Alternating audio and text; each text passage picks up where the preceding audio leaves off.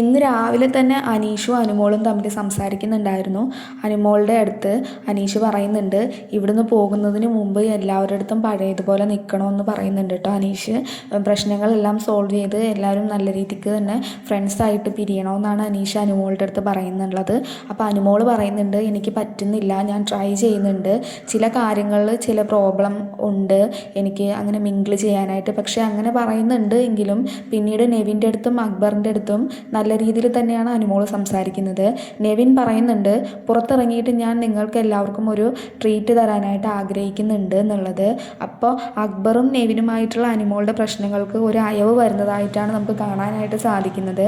നെവിൻ പറയുന്നുണ്ട്, ഞാനിവിടെ ഫേക്ക് ആയിട്ടൊന്നുമല്ല നിൽക്കുന്നത്, ഞാൻ റിയൽ ആയിട്ട് തന്നെയാണ് നിൽക്കുന്നത് എന്നാണ് നെവിൻ അനുവിൻ്റെ അടുത്ത് സംസാരിക്കുന്നത്. അപ്പോൾ അനുവും പറയുന്നുണ്ട്, എനിക്കത് തോന്നിയിട്ടുണ്ട്, നിൻ്റെ ദേഷ്യവും നിൻ്റെ വാശിയും ഒക്കെ കാണുമ്പോൾ നീ ഇവിടെ റിയൽ ആയിട്ട് തന്നെയാണ് നിൽക്കുന്നത് എന്ന് എനിക്ക് തോന്നിയിട്ടുണ്ട് എന്ന് അനുമോളും പറയുന്നുണ്ട് കേട്ടോ. അപ്പം അക്ബർ ചോദിക്കുന്നുണ്ട്, അന്ന് ബസ്സിൻ്റെ കാര്യം പറഞ്ഞത് അത് നിനക്ക് തെറ്റായിട്ട് തോന്നുന്നില്ലേ എന്ന് ചോദിക്കുമ്പോൾ അനുമോൾ പറയുന്നുണ്ട്, എനിക്കത് തെറ്റായിട്ട് തോന്നിയിട്ടുണ്ട്, അക്ബർ അല്ല അതിൻ്റെ സ്ഥാനത്ത് വേറെ ആരായിരുന്നാലും ഞാൻ അങ്ങനെ പറഞ്ഞു പോകും, ആ ഒരു സമയത്ത് അങ്ങനെ ഒരു തെറ്റെനിക്ക് പറ്റിപ്പോയി എന്ന് പറയുന്നുണ്ട്. അങ്ങനെ അവരെല്ലാവരും തമ്മിലുള്ള പ്രശ്നം അവസാനിച്ച് അവർ നല്ല സുഹൃത്തുക്കളായിട്ട് ഇരിക്കട്ടെ എന്ന് തന്നെ നമുക്ക് ആഗ്രഹിക്കാം.